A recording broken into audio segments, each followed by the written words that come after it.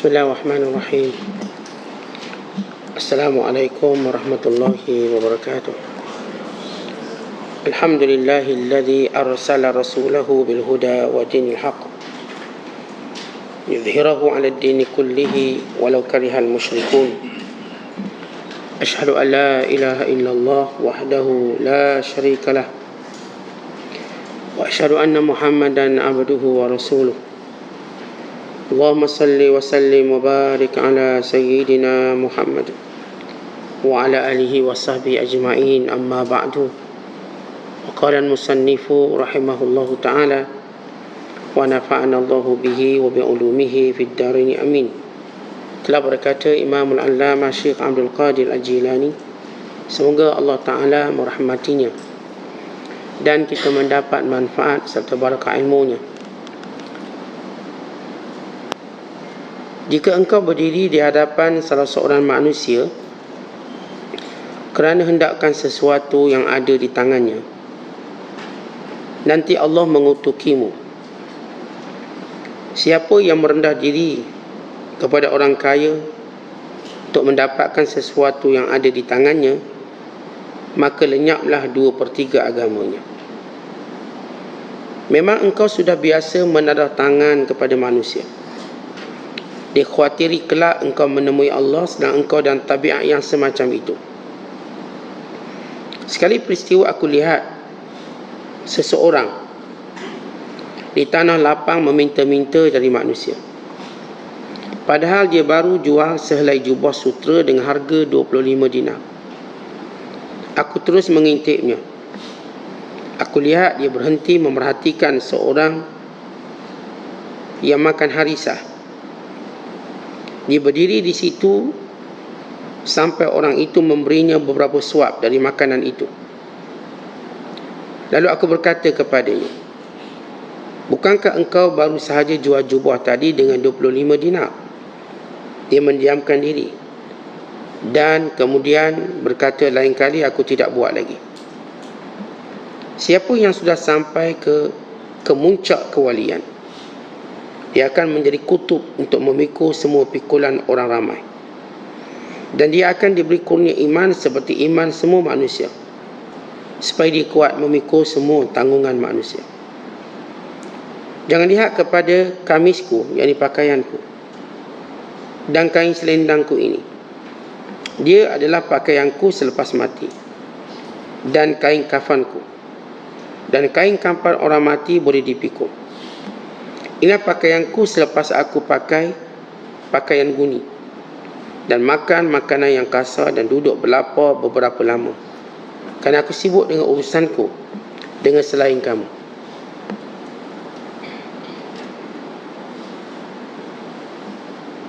Wahai penduduk Baghdad, pakailah akal kamu.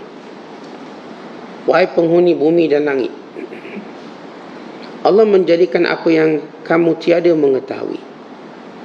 Perkara ini bukan boleh dengan berpakaian cantik. Yang ini zahir yang dibenarkan oleh batin, dan ini batin yang dibenarkan oleh zahir. Tidak ada bicara lagi sehingga semua Tuhan-Tuhanmu menjadi Tuhan yang satu. Maksudnya semua yang dipuja manusia itu sama dengan Tuhan. Dan arahmu satu, yang dicintai pun satu, semuanya bersatu dalam hatimu. Muslimin dan muslimat dan penonton yang dirahmati Allah sekalian, bagaimana membina agama atas asas takwa ini? Di antara tanda takwa itu ialah tidak meminta melainkan kepada Allah. Tidak berdiri di hadapan pintu-pintu manusia merayu, bahkan menghina diri untuk meminta suatu permintaan. Para ulama bersepakat bahawa haram seseorang itu meminta tanpa darurat dan juga hajat. Diharamkan sama sekali. Ini bagi perkara yang bersangkutan dengan zakat dan sedekah. Adapun kalau orang beri kita hadiah, kita beri hadiah, beri hibah, maka ini tak termasuk dalam perbincangan kita. Perbincangan kita dalam apa yang disebut oleh Syekh Abdul Qadir. Di antara tanda orang bertakwa itu dia tidak meminta melainkan kepada Allah. Dia tidak meminta kepada manusia melainkan hatinya dengan Allah. Bahkan kata Imam An-Nawawi rahimahullahu ta'ala anhu, seorang bila meminta dengan manusia, hukumnya makruh melainkan dengan 3 syarat. Artinya, seorang tadi, setengah mereka mengatakan bila kita meminta saja, minta, hukumnya haram, minta. Pendapat kedua kata makruh tapi dengan 3 syarat. Ini permintaan yang tanpa hajat, tanpa darurat. Ada pun minta kerana hajat, kerana darurat, kita susah, boleh menyelamatkan nyawa kita, itu hal lain. Kita cakap, seorang kalau dia minta, kadang-kadang dia dah ada, tapi nak minta juga. Hukum pertama kata haram, yang kedua kata makruh, dengan 3 syarat. Yang pertama, dia tidak menghina diri dia. Nak sangat suatu sampai hina diri, maka ini tak boleh. Haram kita menghina diri kita. Dan yang kedua, dia tidak mengulang-ulang minta. Lepas ulang-ulang, banyak kali minta orang ni. Bila lagi nak bagi duit saya, dia ulang. Itu syarat yang kedua. Dan yang ketiga, dia tidak menyakiti orang yang dimintanya. Kalau dia tak patuhi 3 syarat ini, maka hukum meminta adalah haram. Tapi kalau dia mematuhi 3 benda ni, maka hukum meminta makruh. Ini bagi orang yang dia berkemampuan, dia boleh. Contoh gini lah. Contoh, kita dah ada duit, dah ada dah 100-200 ringgit, tapi saja nak banyak sikit lah. Kita pun nak minta dengan orang. Atau kita nak minta dengan adik-beradik, kita dah kerja dan kita pun mampu part time lagi, overtime, tapi sajalah abang kaya kan, minta lah dengan abang, bang top up sikit bulan ni, top up sikit bulan ni, saja nak pergi makan ikan bakar. Kita dah ada duit, tapi kita minta untuk mewah sikit, ya hukumnya makruh. Melainkan, ataupun kita katakan hukumnya minta macam tu pun dah makruh. Tapi kalau sampai peringkat kita menghina diri, maka jadi haram. Sampai peringkat kita mendesak, menjadi haram. Sampai peringkat kita menyakiti orang yang kita minta. Menyakiti macam mana? Contoh, dia tak bagi, kita kata Allah kedekuk dia ni, kita dah menyakiti dia. Walau kita mampu, kita dah ada duit. Umpama kita lihat peminta sedekah, dia nak minta sedekah, dia paksa orang supaya sedekah kat dia, maka permintaan itu haram. Dia menyakiti. Sebab bila seorang nak minta pada seseorang, antara perkara yang dia kena jaga, jangan menyakiti orang yang diminta. Sebab orang diminta berada pada maqam mulia, dia tak berhutang kita. Duit itu pun bukan duit kita, duit dia. Dia kata boleh tak bagi saya RM10, RM20. Kalau dia kata saya tak nak bagi, cukup, habis. Tapi kalau kita menyakiti dia, abang ni resport boleh beli duit sikit tak boleh bagi, kita menyakiti dia.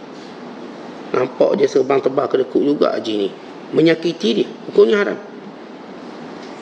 Sebab kita tak ada sebab untuk paksa dia bagi pada kita. Ramai orang bila minta dengan orang, dia menyakiti orang tu. Sebab orang ni beri secara percuma. Melainkan Allah melainkan orang dalam keadaan darurat untuk selamatkan nyawanya. Atau melainkan dia berada dalam keadaan hajat sangat. Benda ni taklah sampai mati, tapi memang susah sikit lah, susah dia, maka dia memintanya. Maka ini dibenarkan dalam Islam. Baik, kembali pada hukum asal. Kata Syekh Abdul Qadir, jangan pernah berdiri di hadapan pintu manusia meminta dengan manusia. Mintalah dengan Allah SWT. Kerana siapa yang meminta dengan manusia, zahaba thulutha dinihi, 2/3 agamanya hilang. Apa maksud 2/3 agamanya hilang? Tentu agama ini terbina dengan 3 perkara. Yang pertama ialah akidah, yang kedua ialah syariat, yang ketiga ialah akhlak. Maka ini agama. Dalam agama ini ada akidah, pergantungan kita dengan Allah, keyakinan kita yang memberi rezeki Allah, yang menghidupkan, yang mematikan Allah, yang memberi manfaat, yang memberi mudarat, Allah. Itu akidah. Ini agama.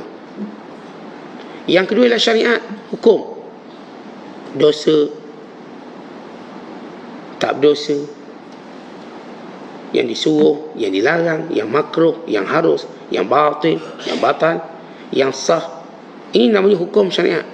Kalau tuan-tuan datang, apa hukum, artinya tuan-tuan nak halal ke, haram ke, dosa ke, pahala ke, boleh ke, tak boleh ke, sah ke, tak sah ke. Maka ini kitaran hukum namanya. Bila kita buat sesuatu, maka kita kena tahu hukum. Apa hukum? Kalau saya tidak menziarahi ibu saya, contoh, kena tahu hukum. Dosa ke, makruh ke, haram. Apa hukum kalau saya meninggikan suara saya pada suami saya? Harus ke, sunat ke, makruh ke, haram? Ini hukum. Apa hukum saya abaikan nafkah bulanan isteri saya? Maka ini hukum. Baik, yang ketiga namanya akhlak. Akhlak pemudah cara hubungan kita dengan manusia. Bila manusia bermuamalah dengan kita, mereka mendapati kita ni ada ruang kemudahan. Dipanggil layyinul jani'. Layyinul jani' maksudnya mudah berkira. Itu akhlak. Kita nak tahu seorang itu akhlak yang baik, dengan simpulan katanya ialah dia mudah berbicara, mudah berurusan dengan dia, erti dia ada akhlak baik. Saya kalau urusan dengan dia Ustaz mudah, maka dia ada akhlak. Mungkin cara bercakap ni baik, toleransinya tinggi, ruang diberi pada kita luas, dia hormat kita. Maka bahasa mudah untuk cerita tentang akhlak ialah orang ni mudah muamalah dengan orang. Bila kita muamalah dengan dia je sebagai seorang penjual, atau sebagai seorang pembeli, atau sebagai seorang jiran, kita dapat dia mudah. Dia tak ada menyukarkan kita. Siapa pun kita tengok, bila kita berurusan dengan dia, dia mudahkan kita. Ini memang orang ada akhlak baik. Tapi kalau kita berurusan dia macam susah, kita tahu ni masalah sikit. Even kita pun kalau dalam muamalah kita dengan orang, kita tunjuk susah, kita pun ada masalah tentang akhlak. Muamalah kita dengan suami isteri, isteri kata bang buang sampah, okey boleh buang sampah, apa awak nak buang boleh, saya boleh buang belaka, contoh, mudah. Isteri pula, suami kata ni awak ni tolong masak ni, tetamu datang, boleh bang, boleh. Ini akhlak mudah. Kita pun tuan-tuan suka dengan orang, kalau kita muamalah dengan dia mudahkan kita. Dia kata okey boleh, saya nak ajak awak musafir, saya okey boleh, saya nak ziarah mak, okey boleh. Kalaupun dia kata tak boleh, dia bagi alternatif lain.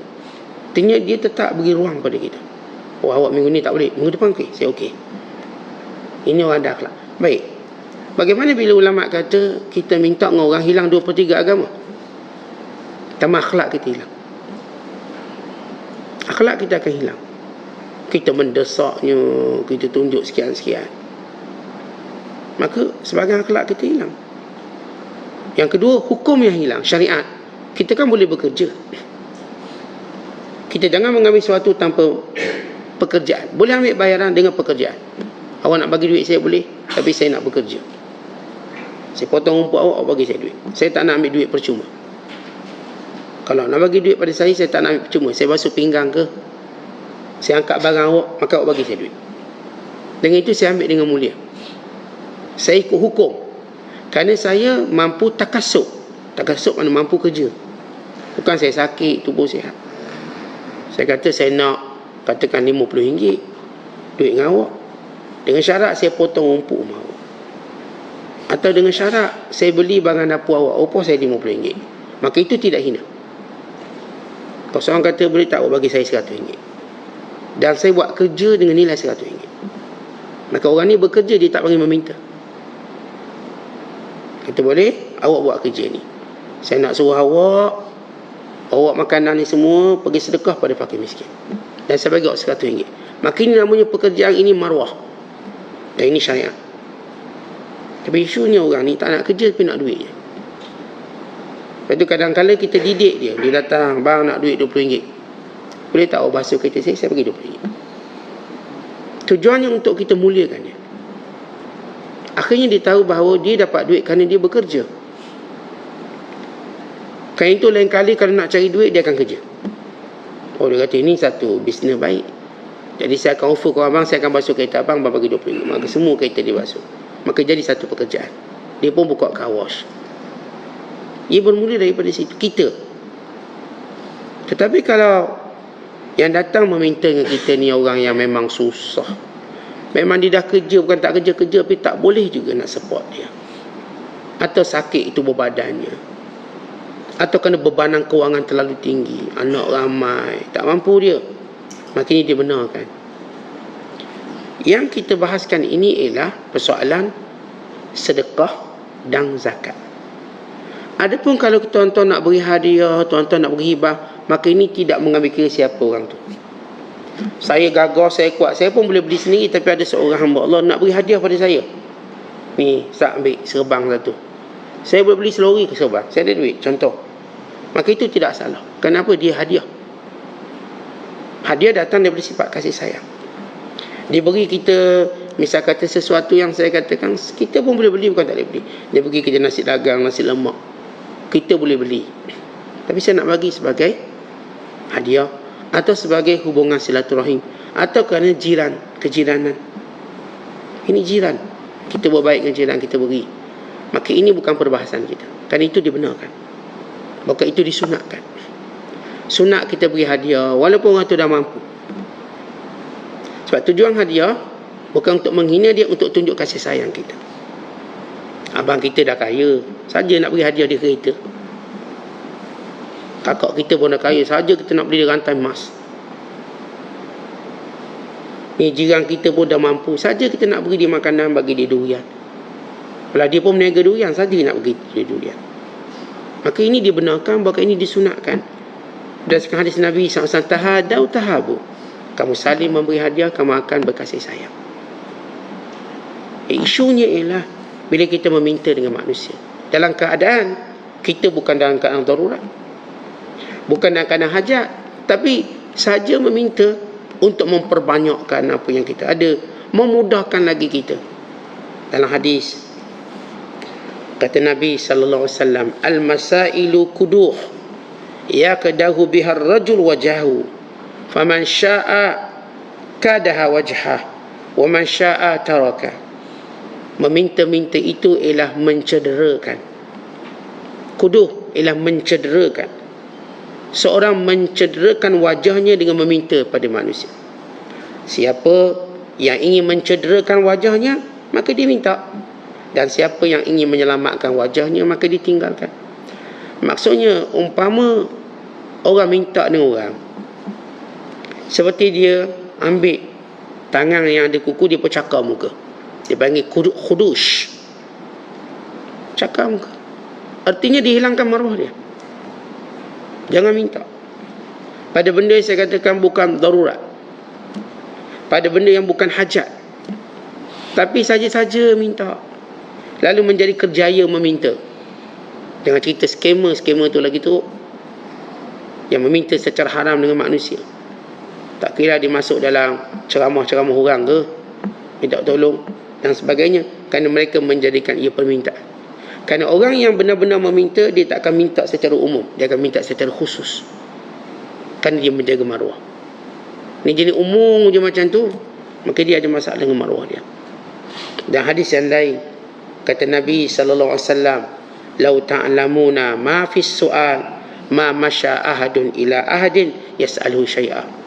Kalau seorang mengetahui dalam meminta dengan manusia itu banyak keburukan, dan saya tak ada seorang pun bertemu dengan orang untuk minta tolong, tak akan ada. Lihat bagaimana Islam mendidik umat dia.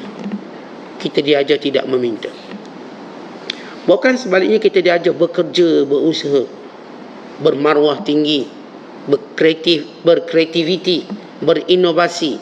Sila kerja. Ilham yang akan Allah berikan banyak pada kita, tu kerja. Ni ada seorang hamba Allah, ni rezeki dia, Allah rezekikan dia boleh bina satu bangunan. Ini bangunan. Dia kata, saya ni bukan engineer, bukan juga arkitek, bukan juga kontraktor, tak ada apa, tapi rezeki saya.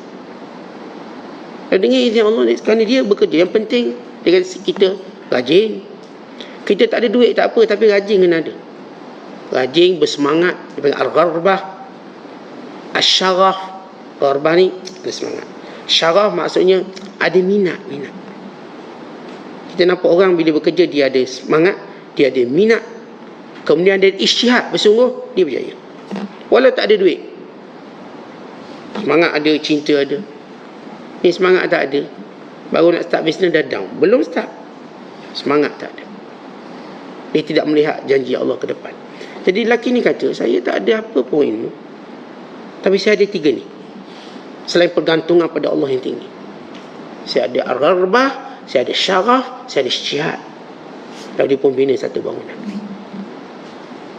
Kata hari ni syarikat saya bernilai 220 bilion USD. Syarikat saya dulu zero. Allah beri satu rezeki. Kan syarikatnya bilion ni. Dibina satu bangunan tertinggi di dunia, Burj Khalifa. Ceritanya mudah bila Allah nak bagi rezeki. Sebab tu Allah tak suruh kita meminta dengan orang. Kita bekerja, tuan-tuan, rezeki rahsia Allah. Rahsia Allah. Dan kita pecahkan rahsia Allah itu dengan bertawakal padanya. Orang yang bertawakal, bergantung pada Allah, terbuka pintu rahsia ini. Yang jenis tak bergantung, dia tak akan terbuka. Kemudian orang yang ada sifat bersungguh, suka, syaraf atau minat, dan orang yang saya katakan ada semangat, orang ni akan dilihat bagaimana pintu-pintu rezeki Allah dibuka dengan begitu ajaib. Ajaib. Kerana itu Allah sebut dalam Quran, bila Allah menyatakan alam nashrah laka sadrak wa wada'na anka wizraka alladhi anqadha dhahrak wa rafa'na laka dhikrak fa inna ma'al usri yusra inna ma'al usri yusra fa idza faraghta fansab wa ila rabbika farghab. Bila kamu selesai buat satu kerja, bangkit terus untuk buat kerja. Jangan duk mengelamung sebab jatuh kita. Bangun kerja. Dan pada Allah kamu bergantung harap. Kadang-kadang kita niaga jatuh, kadang tak semangat. Apa patut kita buat? Bangun. Tetap bangun, tetap berjalan. Walau mungkin tak sekencang dahulu, perlahan, tapi jalan, jangan berhenti. Jalan terus. Dan dengan Tuhan kita berharap. Kata Allah, bila selesai satu kerja, jangan berhenti, teruskan. Fansab, bangun. Kalaupun kita boleh bangun tapi tak ada jalan, paling kurang kita dah bangun. Jangan duduk. Kalau terduduk lagi teruk. Jangan duduk, jangan terduduk. Bangun. Kelak kita akan gerakkan badan kita sedikit demi sedikit. Kalau kita berlari sepantas kuda, mungkin selaju angin, mungkin lebih daripada itu. Demikian pintu rezeki Allah dibuka. Kerana pintu rezeki Allah berada di hadapan, kita kena pergi ke depan. Pintu rezeki itu bukan di belakang, tapi depan. Pergi depan sehingga terbuka pintu rezeki paling luas sekali, namanya syurga. Ianya berada di hadapan, dia kan berada kat belakang. Ceritanya lah cerita yang akan datang, bukan cerita yang dah lepas. Kita cerita sekarang. Awak jangan cerita yang dulu saat saya jahat, tak. Cerita sekarang. Awak dah nak jadi baik, maka ke depan. Saat saya dulu banyak gagal, jangan cerita dulu, ceritanya sekarang. Mulakan. Okey, betapa Islam mengajar kepada kita berdikari dalam mencari rezeki, bersungguh-sungguh, jangan bimbang. Kita kena ada sifat berani. Rezeki ni dia memerlukan keberanian. Tapi jenis takut, nak ke laut takut, nak ke sungai takut, nak ke hutang takut, mana mungkin datang rezeki padanya? Beranilah. Memang dalam hutang tu ada harimau, dalam air tu ada buaya, dalam sekian ada bahaya, tapi berani menjadikan kita perolehi semua perkara. Dalam hadis Nabi kata, li an yahtatiba ahadukum hazmatan ala dhahrihi khairun lahu min an yas'ala ahadan fayu'tiyahu aw yamna'ahu. Seorang kalau pikul kayu api, pikul belakang dia kayu api, pergi berniaga, ia jauh lebih baik daripada dia meminta daripada manusia yang mungkin memberinya atau menghalangnya. Tuan-tuan, bila kita sebut dulu cerita pekerjaan paling rendah sekali, cari kayu api. Malas-malas pun cari kayu api. Akhirnya mungkin berlaku sebaliknya. Ini kita kan kalau dalam senarai pekerjaan, ada pekerjaan paling malas sekali. Pekerjaan orang malas sekali apa dia? Kalau kita tengok, dia berbeza satu zaman dengan satu zaman. Atau pekerjaan yang dianggap paling miskin sekali, walau dia kerja, dia takkan kaya untuk zaman tu. Kalau saya sebut zaman dulu, mungkin yang kerja cuma kita nampak dia tak akan kaya, dia cuba untuk menyendal hidupnya. Orang yang buat beca sebagai contoh, kita tak jumpa buat beca jadi jutawan. Kita nampak mereka golongan yang cuba untuk survive. Orang yang kerja tukang kasut, ni cerita dulu tukang kasut. Kerana setiap pekerjaan dia akan berubah zaman. Zaman ni nampak dia paling rendah pendapatan, zaman akan datang dia paling tinggi pendapatan. Ia berubah. Tengok zaman dan tengok juga pada orangnya. Dulu kalau kita sebut, kita paling takut anak kita kerja benda macam ni. Saya ingat ada, saya jumpa seorang pakcik, dia sedang menukar, buat atap, buat bumbung, buat ni. Kita teruja tengok pekerjaan dia. Saya kata, pakcik, saya kalau besar nak jadi macam ni. Dia kata, bodoh mu budak, ngaji sungguh-sungguh, jangan jadi macam aku. Dia tak bagi jadi macam dia. Sebab waktu itu anggap itu pekerjaan yang rendah. Dan dia memang, kalau dia ada anak, dia tak nak anak itu tukang kayu.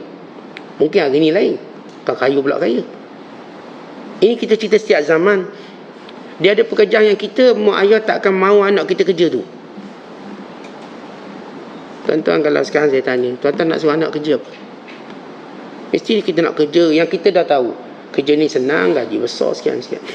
Kita tak bagi anak kita kerja yang sekian-sekian. Kita tahu ni takkan kaya, ini cuma survival dan sebagainya.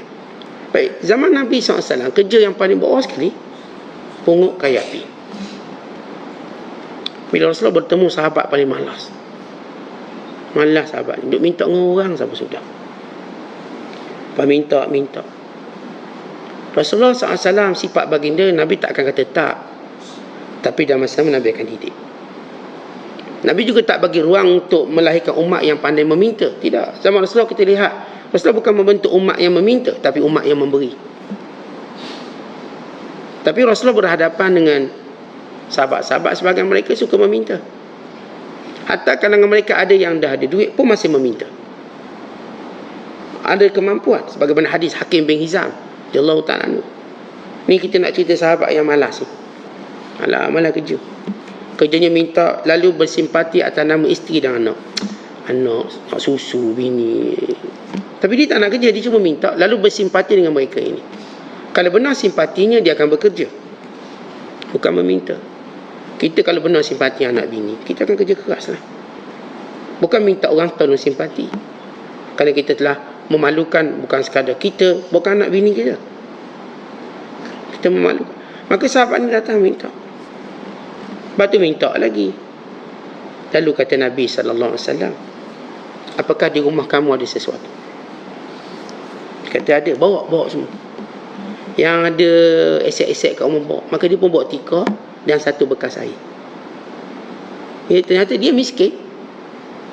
Pun begitu Rasulullah tak ajar atas nama miskin, kamu nak kekal miskin untuk meminta. Lalu Rasulullah SAW menjual barang dia. Nabi jual peruyuk dia ataupun kendi air dia, Nabi jual tikar. Lalu seorang sahabat membelinya dengan harga 2 dirham. Lalu Rasulullah memberinya 1 dirham untuk dibeli makanan, 1 dirham untuk dibeli kapak. Kemudian kata Rasulullah, bawa kapak ke sini. Lalu dia pun beli kapak. Rasulullah pun test tajam tak tajam. Kemudian kata Rasulullah, ambil kapak ni, pergi cari kayu api. Dan jangan kamu tunjuk muka kamu depan aku selama 2 minggu. Aku tak nak tengok muka kamu 2 minggu. Ambil kapak ni. Okay, sahabat ni pun ambil kapak. Selepas berlalu 2 minggu, datang jumpa Nabi SAW dengan wajah yang ceria. Lalu kata Rasulullah, ceritakan pada aku. Saya jawabnya, ya Rasulullah, hari pertama aku cari kayu api dan aku dapat 2 dirham. Lalu aku belanjakan 1 dirham, aku simpan 1 dirham. Dan hari kedua, ya Rasulullah, aku dapat lebih banyak. Dari aku dah banyak duit. Aku boleh beli makanan dan aku simpan. Lalu Rasulullah menyatakan, li an yahtatiba ahadukum hazmatan ala dhahrihi khairun lahu min an yas'alan nas. Seorang kalau cari kayu api, walau dapat cuma seberkas kayu api, lebih baik daripada minta nama orang. Lebih baik. Ini orang yang susah yang dia berhak minta. Pun Rasulullah tak mahu orang ni kekal susah.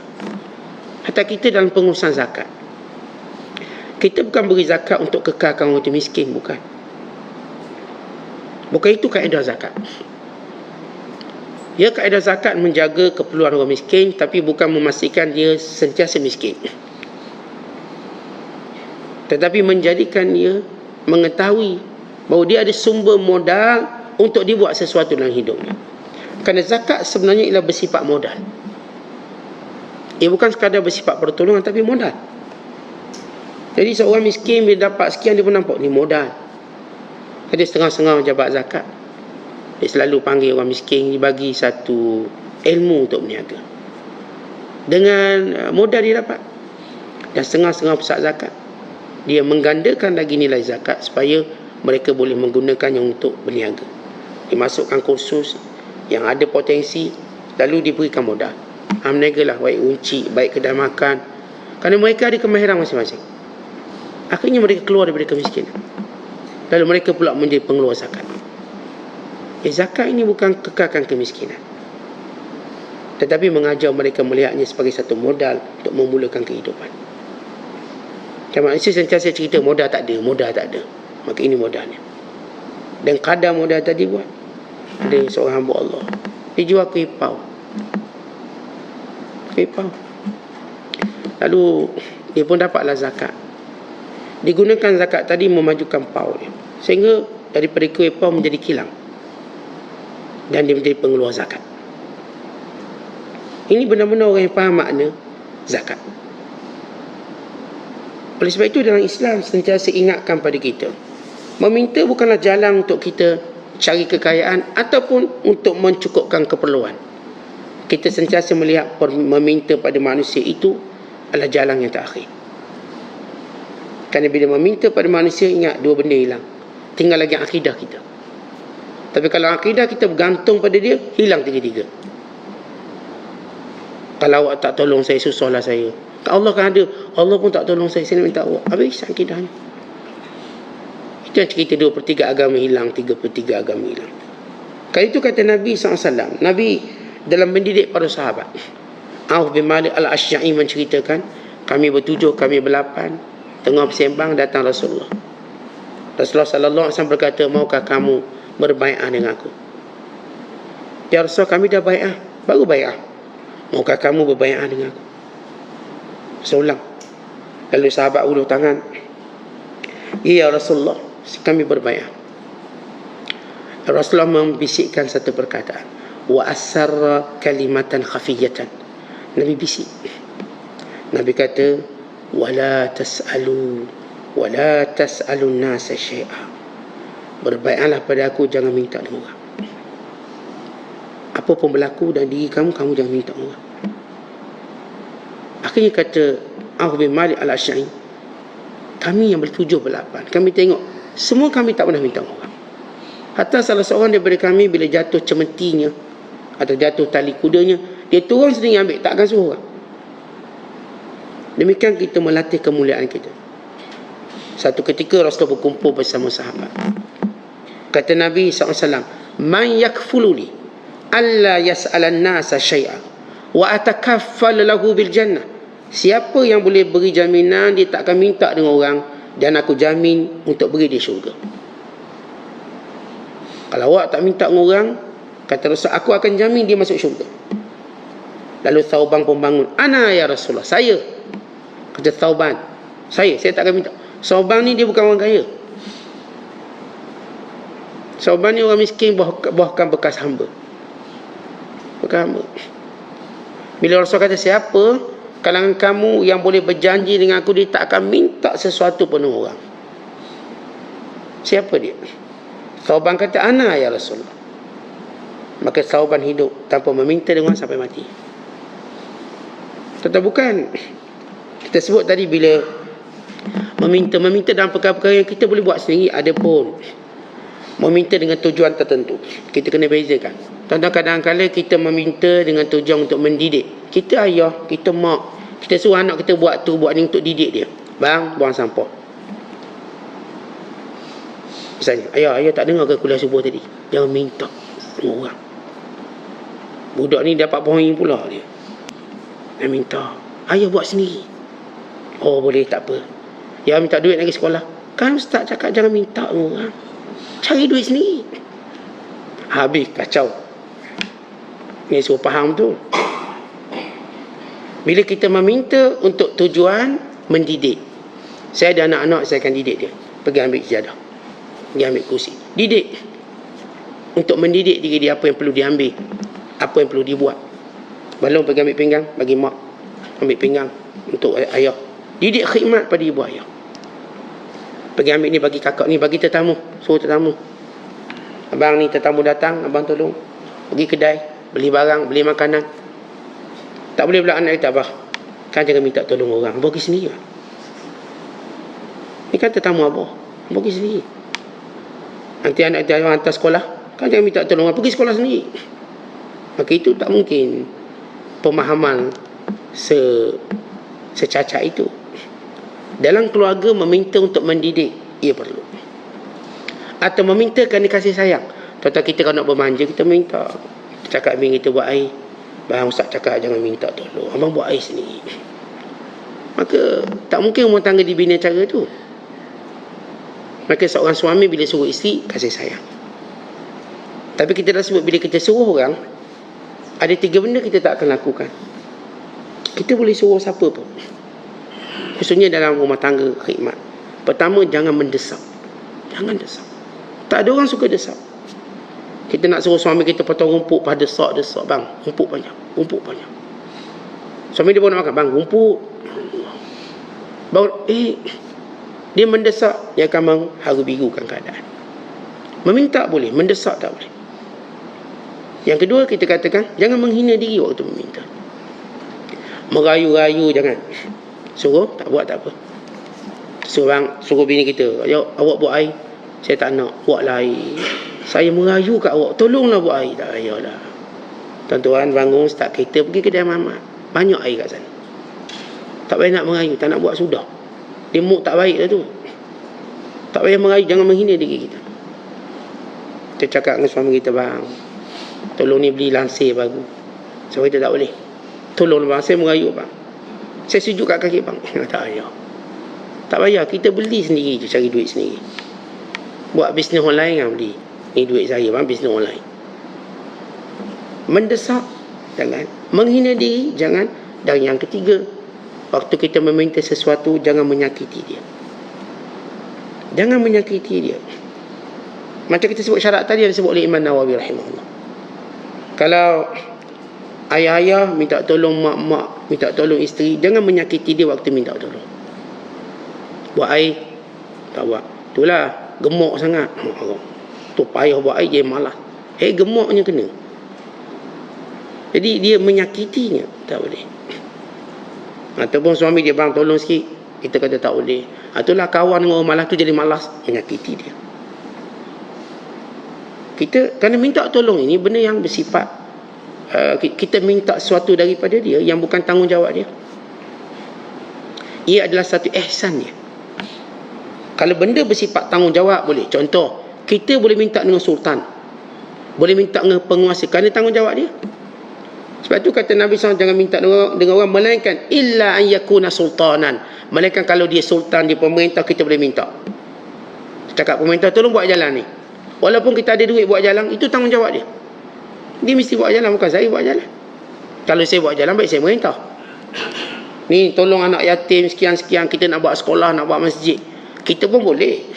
Saya boleh bagi duit untuk buat sekolah. Tapi mana tanggungjawab kerajaan? Sultan. Dia ada duit, dia dah ambil cukai, dia dah ambil zakat, dia dah ambil semua. Maka itu tanggungjawab dia. Maka kalau kita minta dengan sultan, dengan penguasa, maksudnya pemerintah dan semua perkara, walau kita buat harus hukumnya, tak ada masalah. Kerana itu tanggungjawab dia, bukan tanggungjawab kita. Kita tengok, misal kata masjid ni rosak, kita cakap dengan YB kita, ni masjid rosak, minta peruntukan. Haji kan dah kaya, saya kaya, itu hak saya. Saya boleh tolong, ni tanggungjawab awak ni. Mana peruntukan? Kata peruntukan kawasan ada 1 juta, 2 juta. Minta lah baiki masjid sikit, 10,000 misalnya. Maka itu boleh. Kerana dia sultan. Meminta dengan penguasa kerana sifat dia tanggungjawab dia, maka itu dia benarkan. Bukan kita boleh mendesak dia. Benda yang rosak ni, saya kata walaupun saya kata saya mampu selesaikan benda ni, tapi saya tidak mahu pemerintah lupa tanggungjawab dia. Umpama kita minta suami kita beri nafkah pada anak-anak, itu tanggungjawab dia. Walaupun saya ada duit, saya boleh bagi anak-anak saya, tapi suami dia tanggungjawab. Maka untuk sedarkan dia tanggungjawab, maka suami ni berat tanggungjawab, itu hal lain. Jadi urusan kita meminta sesama kita, kawan-kawan, kita suruh tolong ambil bekal air je, untuk kita berkasih sayang. Tapi tetap pegang pada 3 syarat. Jangan mendesak, jangan menghina orang bila orang tak nak tolong kita, jangan menghina dia, dan jangan kita katakan menghina diri kita sendiri.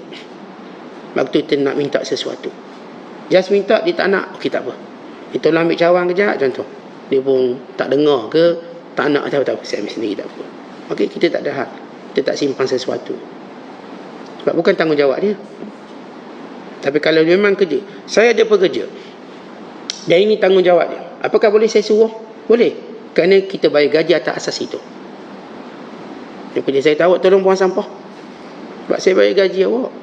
Awak tolong bersihkan ni, awak tolong hantar barang sini, awak tolong sekian-sekian, pada skop pekerjaan yang kita dah bayar gaji. Maka itu tak dipanggil meminta yang menghina diri kita, bukan mengajar dia tentang tanggungjawab dia. Ini nak bezakan.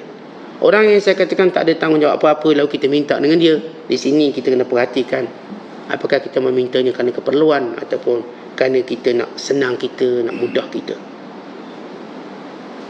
Dan hadis yang lain Rasulullah SAW menyatakan, kata Abu Dhar, amarani khalili sallallahu alaihi wasallam bisab'i, kekasihku telah mewasiatkan aku dengan 7 perkara. Kata Abu Dhar radhiyallahu ta'ala, 7 perkara dia perintahkan aku supaya buat. Yang pertama, amarani bihubbil masakin wad dunuwi minhu, Rasulullah menyuruh aku supaya cintakan orang miskin dan bergaul dengan mereka. Ini tuan-tuan, dalam kawan-kawan kita, biar ada kawan miskin, bergaul dengan mereka, supaya hati kita lebih lembut, supaya kita lebih bersyukur, supaya kita mendidik jiwa, jangan sombong. Jangan kawan kita semua orang kaya belaka, tidak, sebahagiannya orang miskin. Kita boleh berkawan dengan semua orang, boleh, bahkan kita boleh menghampiri dengan mudah, boleh duduk makan sekali, tak ada masalah, boleh bermusafir sekali, tak ada masalah. Wa amarani an anzura ila man huwa duni wa la anzuru ila man huwa fawqi, Rasulullah menyuruh aku supaya sentiasa melihat orang yang bawah aku, bukan orang atas aku, supaya aku bersyukur dengan nikmat Allah. Jangan tengok kita dah ada rumah setingkat, jangan tengok rumah 2 tingkat, nanti tak bersyukur. Tengok rumah orang yang lebih kecil pada kita, atau tengok orang yang tak ada rumah, yang masih menyewa. Maka setiap kali kita merasa tidak cukup dengan apa yang Allah berikan pada kita, lihatlah orang bawah pada kita. Kadang-kadang kita dah berada pada kemuncak nikmat, kita masih rasa bukan nikmat. Kalau benda yang kita rasa bukan nikmat, itu nikmat bagi orang lain. Kata ustaz, ada suami pun macam tak ada ustaz. Kenapa? Lah kejap ada, kejap tak ada. Tak, awak tengok orang yang langsung tak ada suami, yang terus tak ada. Awak ni ada juga kejap-kejapnya. Ada waktu suami ada waktu suami tak ada, outstation. Ada orang suami pun tak ada. Ya, sebahagian yang kita benci tu nikmat bagi orang lain. Saat serabut lah ada anak ramai, sekejap nak hantar sekolah, kita anggap anak ramai tu masalah. Ada orang, tuan-tuan, dia bercita-cita nikmat itu. Kalau saya ada anak, walaupun menangis sepanjang malam, saya okey. Naknya anak, rindunya nak dengar menangis, kita serabut perut. Sebab kita lupa melihat orang bawah. Setiap kali kita melihat orang bawah, tuan-tuan, kita tak mengeluh nikmat kita. Kita duk marah nikmat yang kita ada hari ni sebab tak macam kita nak. Suami kita ajak makan, asyik-asyik kedai tu, abang, tak ada kedai lain ke abang ni? Ke ada kontrak yang kedai ni? Tak kerti ke bawa saya jauh-jauh sikit makan? Biar kalau boleh tu, luar angkasa. Ni makan kedai sebelah rumah. Kita tension suami kita ni ajak kedai makan dekat-dekat, hot tu nak makan. Tuan-tuan tengok orang yang tak pernah rasa pun kedai makan. Tengok nikmat tu. Setiap kali kita nak marah pada nikmat yang kita dapat, tak macam kita nak. Lihat orang yang tak dapat nikmat tu, Bukan bercita-cita kalau dapat. Berdoa dengan Allah dengan panjang munajatnya kalau dapat. Kita tuan-tuan terus mengeluh dengan nikmat kita. Mengeluh. Suami beli beg. Bang, ni bukan beg penjenama ni. Marah, gaduh. Dah dapat beg je boleh gaduh.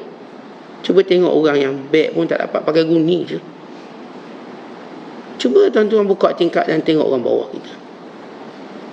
Orang macam ni disebut dalam hadis Nabi SAW, Allah tazdaru ni'mat Allah. Dia tak akan menghina nikmat Allah. Ini yang selalu jadi penyakit kita. Ada sesuatu nikmat tapi kita marah nikmat tu. Walau itu nikmat yang dicita-citakan oleh orang lain. Kita ada kenderaan, marah kenderaan ni tak boleh laju lah. Kata ada orang tak ada kenderaan, berdoa dapat kenderaan. Saya kau dapat satu kereta pun okey. Dapat berteduh daripada hujang panas, biarlah slow pun tak apa. Mereka bercita-cita. Kita duk marah dengan rezeki kita ada, hanya kerana dia agak perlahan sikit. Kemudian kata Abu Dzar radhiyallahu taala anhu, Rasulullah memerintah kepada aku supaya sentiasa menghubung silaturahim, walau dia jauh, walau dia berpaling. Kita kan ada silaturahim, dia muskilah atau masalah silaturahim ni kita dua. Pertama sebab jauh. Sebab saya ada adik-beradik tapi jauh sah. Kita duduk Johor, adik-beradik tu Perlis. Kita duduk Johor, adik-beradik Kelantan. Adik-beradik kat Terengganu contoh. Jauh. Tapi Rasulullah perintahkan aku sambung hubung silaturahim walau jauh. Gila sekali-sekala. Ustaz asyik kita je pergi, dia tak datang. Ayat biasa tu. Tuan-tuan, kan itu kebaikan. Kita buat sesuatu bukan kerana mahu dibalas, kan itu kebaikan. Hubung silaturahim itu kebaikan. Kalaupun dia tak nampak kebaikan, itu hal dia, tapi saya nampak kebaikan. Maka saya ziarah kakak saya ziarah abang saya ziarah siang-siang. Walau dia tak ziarah, itu hal dia, bukan hal saya. Tetapi kita jangan tutup kebaikan patut kita buat hanya kerana melihat orang lain tak buat baik macam kita harapkan. Asyik saya dia sedekah, dia tak sedekah. Lah untunglah awak dapat kebaikan. Asyik saya je yang tolong, dia tak tolong. Lah untunglah awak, kerana awak dapat kebaikan. Dan jangan melihat kebaikan sebab orang lain kita nak berhenti kebaikan. Jangan. Sebab itu Rasulullah menyuruh hubung silaturahim walau dia jauh. Satu. Yang kedua, makna ada barak walau dia tak respon dengan baik. Dengan bahasa mudah, dia berpaling daripada kita. Dia tak mesra. Saat kita pergi rumah dia langsung tak layang, tak ada pelawa tidur, rumah makan, tidak. Betul-betul pergi sembang balik. Rumah semua rumah kakak dah, rumah abang. Dah tahu kita jauh ni, offer lah sikit NSKP ke, ajaklah makan tengah pun tak ajak, kunci mulut. Kau makan sendirilah kat kedai. Kita tak apa, kita tak kisah. Sebab itu hidup ni tuan-tuan, biar sibuk buat baik. Jangan sibuk nilai kebaikan orang, kita sendiri. Kalau saya katakan silaturahim saya tak berapa mesra, itu urusan dia dengan Allah. Urusan saya, bagaimana Allah beri ilmu ini dan Allah beri taufik dan kekuatan, inilah kebaikan saya akan buat sampai saya bertemu dengan Allah. Dan apa yang kita buat kebaikan tadi, kita akan menuai faedah dia. Bukankah kita tengok Allah makin melapangkan rezeki kita sebab kita sambung silaturahim? Bukankah kita tengok kita diberikan kesihatan lebih pada keluarga yang lain kerana berkat sambung silaturahim? Bukankah kita nampak kebaikan pada anak-anak kita berkat sambung silaturahim? Ya, kita tak nafikan ada. Saya katakan kalangan rahim kita ini, dia agak tak berapa mesra. Responnya tak terlalu positif waktu kita ziarah dia, waktu kita ambil cakna pada dia. Kadang-kadang kita beri sesuatu pun dia tak pernah terima kasih, jauh sekali nak balas, tapi kita lakukan kerana Allah. Itu penting tuan-tuan, buat suatu kebaikan bukan mengharapkan kebaikan orang pada kita. Dia tak nak balas kebaikan, kita tak ada masalah, kerana Allah akan gantikan orang lebih baik pada dia dengan balasan lebih baik pada dia. Kerana Allah tak pernah sia-siakan kebaikan. Kalau Allah sia-siakan kebaikan, maka tertutup segala pintu kebaikan. Kebaikan tetap dibalas, tapi bukan pada orang yang kita harapkan, pada siapa yang Allah tentukan. Allah berfirman, hal jazaa'ul ihsan illa al ihsan. Kebaikan tetap dibalas kebaikan, tetap dibalas kebaikan.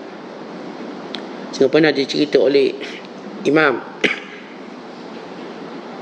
Az-Zahabi dalam kitab Kabair, seorang suami Dia sentiasa buat baik pada isteri, tapi sini tak, keras, kasar, bukan maki hamun dia, tapi dia tetap buat baik sebagai suami.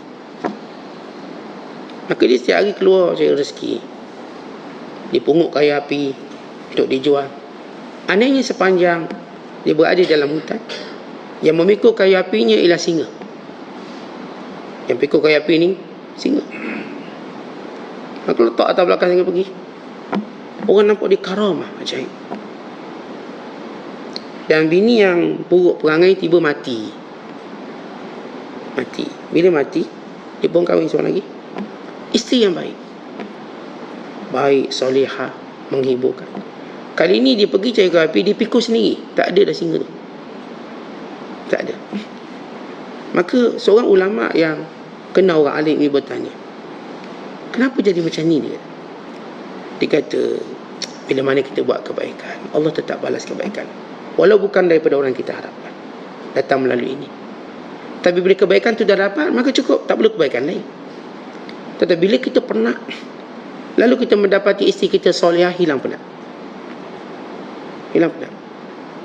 Tapi kalau contoh kita penat dapat isteri yang tak baik, bertambah penat. Bukan penat memikul perangai isteri, jauh lebih penat daripada pikul kayu api. Tapi Allah, saya sebut tadi, Allah tidak pernah mensiakan kebaikan. Allah ganti kebaikan melalui singa tadi yang terlalu pikul kayu api dia. Dia cerita sama. Kadang-kadang kita tak dapat anak soleh, tapi kita dapat anak buah soleh. Anak-anak saya semua tak diharap, tapi lah tanggungjawab ayah. Kita pun dapat orang-orang yang persis seperti anak kita dan berkhidmat, bukan disayang kita. Kadang-kadang begitu. Kita tuan-tuan mungkin tak jumpa adik-beradik baik. Adik-beradik negatif. Kita dapat kawan-kawan lebih baik pada adik-beradik kita. Macam mana kita kalau sakit datang, ni mati hantar ke kubur, pantang dengan ada masalah hulur tangan, dia lebih baik pada adik-beradik kita. Kenapa? Kerana kita buat baik pada adik-adik kita, Allah ganti. Itu dipanggil pergantian. Sebab itu bila kita buat baik, jangan berharap kebaikan itu dibalas oleh orang yang buat baik, tapi haraplah Allah yang membalasnya. Dan Allah akan pilih siapa yang sesuai untuk kita. Kita tengok tayar orang pancik, kita pun tolong. Dan kepada kita nanti, kalau tayar aku pancik, dia tolong. Jangan berharap begitu. Tiba-tiba tayar kita pancik, Allah datangkan yang lebih baik pada dia, tolong kita. Maka begitu kaedah kehidupan sunnatullah. Lalu kata Abu Dhar lagi, Rasulullah memerintahkan kepada aku, jangan minta dengan orang walau sedikit. Jangan minta. Allah as'ala ahadan syai'an. Jangan minta. Ini yang kita sebut dalam tajuk kita. Rasul pesan pada Abu Dhar, kau ni jangan minta dengan orang. Kerja sendiri. Jangan minta-minta duit dengan orang. Jangan minta tolong-tolongan. Buat sendiri. Maka ini wasiat Rasulullah pada Abu Dhar. Dan Rasulullah wasiat lagi, wa amarani an aqulal haq wa in kana murra. Rasulullah berpesan kepada aku bercakap benar walau pahit. Wa amarani, dan Rasulullah berpesan kepada aku, alla akhafa fillah laumata laim. Bila buat perintah Allah, jangan takut kejian manusia. Jangan takut kejian netizen. Jangan takut. Kalau awak buat kerana Allah, perintah Allah, jangan takut. Dan yang terakhir, Rasulullah pesan pada aku yang ketujuh, wa amarani an ukthira min qawli la hawla wa la quwwata illa billah fa innahunna min kanzin tahtal arsy. Rasulullah memerintahkan aku perbanyakkan sebut la hawla wa la quwwata illa billah, la hawla wa la quwwata illa billah. Banyakkan sebut kerana ia pembendaraan syurga. Tentang kita dalam hidup, kita sentiasa akan datang sesuatu yang melemahkan semangat, melemahkan tenaga kita, yang mengguncingkan fikiran kita. Lalu kita mengerahkan segala kebijaksanaan, kecerdikan, segala kekuatan yang masih berbaki, yang masih tersisa untuk kita merawatnya. Kita tak mampu. Maka dalam hidup ini, tuan-tuan sekalian, kita perlu kekuatan dari Allah, pertolongan dari Allah. Kerana itu perbanyakkan sebut senantiasa la haula wala quwwata illa billah. Waktu kita rasa dah lemah, tak bersemangat nak buat kerja sesuatu, dah lemah sebagai seorang ibu mendidik anak-anak, dah lemah sebagai suami untuk mendidik isteri, dah lemah sebagai isteri untuk tegur suami, dah lemah sebagai jiran untuk tegur dia, lemah dengan masalah banyak, maka perbanyakkan, carilah kekuatan oleh kalimah la haula wala quwwata illa billah. Mesti kita akan dapat healing dia. Ini dia rawatan dia. La haula wala quwwata illa billah. Sepanjang kerja sebut benda tu, semangat. Sepanjang berurusan dengan anak-anak sebut perkataan itu. Ustaz nak gerak subuh satu had, anak ni nak suruh semayang satu had, nak suruh mengaji satu had, buat hal betul dia. Anak kita dah makin lemah ni, maka sebut la haula wala quwwata illa billah. Jadikan ia wirid kamu, supaya kamu bangun malam, supaya kamu bangun siang harinya kamu bersemangat untuk terus didik anak tanpa berhenti. Sampailah kamu melaksanakan tanggungjawab. Dia tak berubah, itu bukan hal kita. Tetapi berhenti daripada menjalankan tanggungjawab, itu hal kita yang menyebabkan kita berdosa. Dan kita tak takut anak kita tak berubah. Itu bukan ketakutan sebenar. Kita takut kita yang berubah sehingga berhenti mendidik mereka. Dia kata, Ustaz, anak saya tak berubah-berubah. Tak, awak pun sama tak berubah. Sama, kenapa pula? Bila awak sudah pun putus atau sudah hentikan kebaikan yang patut awak buat dan tanggungjawab. Dan kita dah sebut kata-kata Umar Al-Khattab. Aku tak bimbang doa aku tak mustajab. Aku bimbang Allah tak ilhamkan aku berdoa. Yang penting tuan-tuan kita doa, mustajab tak mustajab itu hal lain. Kerana mustajab yang kita nak mungkin tak berlaku, tapi di sisi Allah lebih baik berlaku. Pahala yang disimpan. Sama juga saya kata, saya cakap dengan orang, didik orang, nasihat, orang tak buat, itu bukan masalah saya. Tapi masalah saya bila saya berhenti beri nasihat. Itu masalah saya. Itu kecuaian. Kita anak, kita mak ayah, jangan berhenti buat tanggungjawab kita. Yang depan tak berlaku macam kita nak, itu urusan lain. Namun kita yakin Allah tak akan sia-siakan setiap perbuatan kebaikan kita. Satu hari nanti kita pasti akan lihat kebaikan itu akan berlaku. Jadi apa yang disebut oleh Syekh Abdul Qadir, dia kata, aku pernah tengok seorang dah jual kain 25 dinar, kaya, tapi masih minta dengan orang. Dia tengok orang makan harisan ni macam bubur Arab, duduk situ minta duit banyak. Lalu siapa mereka ni, tuan-tuan? Inilah orang yang menjadikan pekerjaannya meminta sedekah. Sebab itu kita tak support. Bila orang menjadikan pekerjaannya minta sedekah, kita tak boleh support dia. Kita boleh nasihat dia, bahkan beritahu dia, awak dah minta sedekah lama, takkan tak dapat modal lagi. Sedekah kalau minta, jangan jadikan ia sebagai pendapatan, jadikan dia modal, tak apa. Awak membina satu kehidupan yang lebih baik. Kadang-kadang minta sedekah ni, offer kerja tak nak, sebab minta sedekah lagi banyak. Maka ini diharamkan. Haram bagi mereka yang bekerja. Dan kita juga tidak boleh membantu orang macam ni. Allah ma'ilah mereka kita tahu orang ni memang dah tak mampu kerja. Tak mampu kerja sebab tua, sakit, atau kerana sebab tertentu, maka dia pun meminta. Maka ini boleh kita bantu, kita boleh tolong.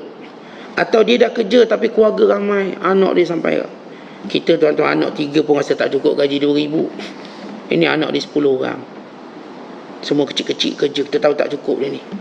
Kadang dia buat sampai 3 kerja. Lalu kita pun beri pada dia. Kalau dia minta, tidak tercela bagi hak dia. Dia minta. Kata dalam hadis Nabi SAW, bila Rasulullah SAW kata, seorang yang dianggap susah, kami boleh tolong dia dengan syarat ia disaksikan oleh 3 orang yang kata dia susah. Dipanggil salah satu 3 orang yang berakal, yang kita katakan yang normal. Orang ni kata betul saat dia susah, dia bisnesnya bankrupt, muflis, sekian-sekian. Yang ni berkata betul dia ni susah. 3 orang dia saksi dia susah, kita tolong dia. Benar-benar dia susah dan dia harus meminta. Jadi apa yang nak disebut oleh Syekh Abdul Qadir, seorang yang benar hubungan dengan Allah tak mungkin menjadikan manusia sebagai tempat dia meminta. Mintalah dengan Allah yang pintunya sentiasa terbuka, yang rahmatnya luas, yang rezekinya tidak pernah habis dan tidak pernah bertepi. Minta sungguh-sungguh dengan Allah dan ilhamkan pada kita apa yang patut kita buat untuk dapat rezeki yang mengangkat maruah dan agama kita. Jangan tuan-tuan kita sanggup gadaikan maruah kita, agama kita, dengan meminta pada manusia. Walau kita boleh mendapatkan sendiri, kita boleh berusaha untuk bekerja. Kerana Allah menjamin Pintu rezeki itu yang kita dah sebut ialah rahsia Allah dengan kita. Maka rahsia yang dapat kita ketahui bila kita bekerja. Maka kita pun nampak rahsia Allah yang menjadikan kita akan semakin bersemangat, semakin yakin dan setiap pekerjaan kita buat kerana Allah Ta'ala. Wallahu bissawab. Assalamualaikum warahmatullahi wabarakatuh.